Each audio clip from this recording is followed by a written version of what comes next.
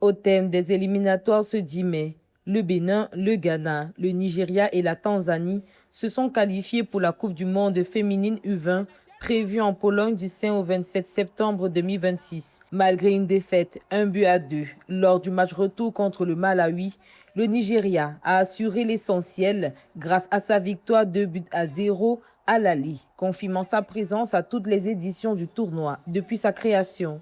À un rythme lent et à un rythme soutenu, notre équipe a réussi à remporter la victoire face au Cameroun. Aujourd'hui, nous avons géré la rencontre, nous n'avons encaissé aucun but et nous avons progressé. C'était difficile, un match âprement disputé, mais je dois dire avec fierté que les filles ont fait un excellent travail. Elles sont restées soudées tout au long et nous voilà au mondial en Pologne.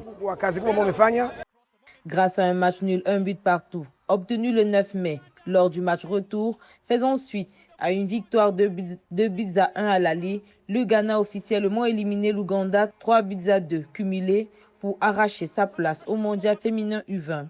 Cette qualification permet aux Black Princess de rejoindre le Nigeria parmi les représentants africains et d'enchaîner une impressionnante 8e participation consécutive à la phase finale de cette compétition. Les filles ont montré beaucoup de caractère, beaucoup de résilience et une volonté au-delà de la normale. Je suis vraiment fier d'elles, fier de l'équipe et de la façon dont elles ont pu se qualifier. En match retour au New Aman Stadium le 10 mai, la Tanzanie a renversé le Cameroun. Battu 3-1 à l'aller, les Tanzaniennes se sont imposées 2-0 grâce à des réalisations de Mary Aaron et Asna Ubamba.